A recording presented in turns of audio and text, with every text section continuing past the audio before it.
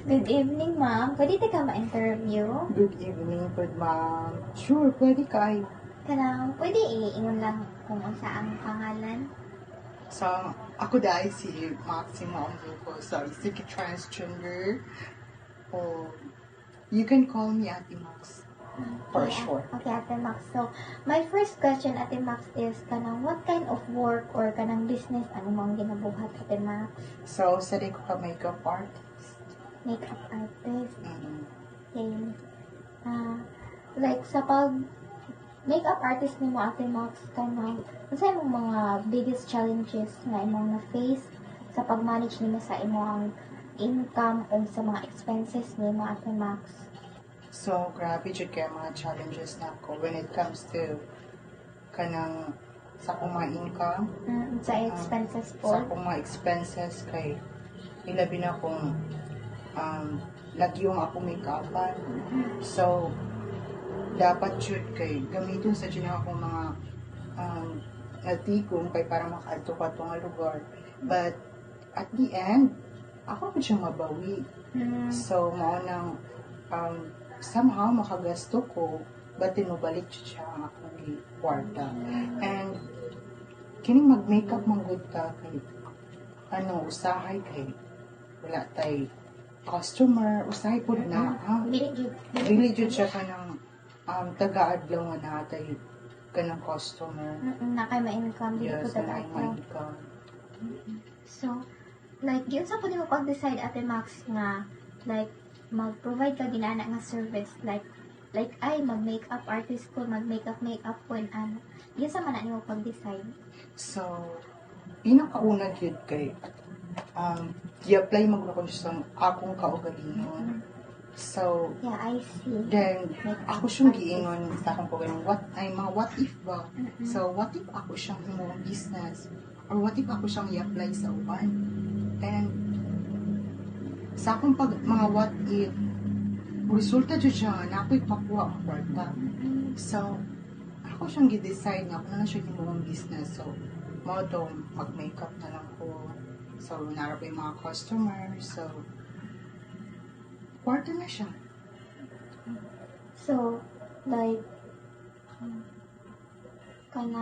yun sa pag-change sa how naapektuhan na nimo ang mga decisions katong pagsaka bitaw sa mga palalitunon nag-inflation naunsa naapektuhan na nimo ang daily life as an makeup artist. So, naapektuhan dyan ko. Sa ko sa naapektuhan ko na ako yun kay labi na taas ng mga palaliton.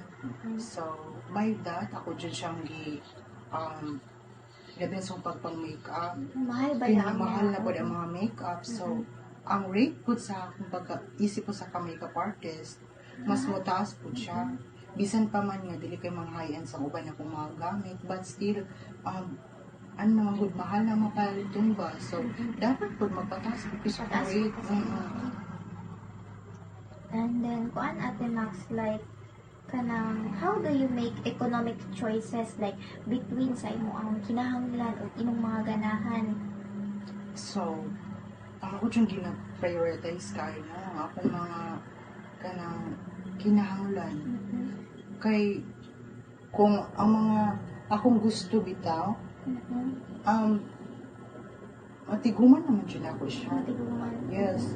Pamahagi na akong small business na mag-makeup ko. Ang matiguman na dyan ako kung mga gusto. Pero mas ginauna ginako ang akong mga kinahanglan. Siyempre, gusto man dyan ko na ako ang mga makeup kay para mas dagan ko magamit. But, mas napad yung importante kaayo nga akong ginauna.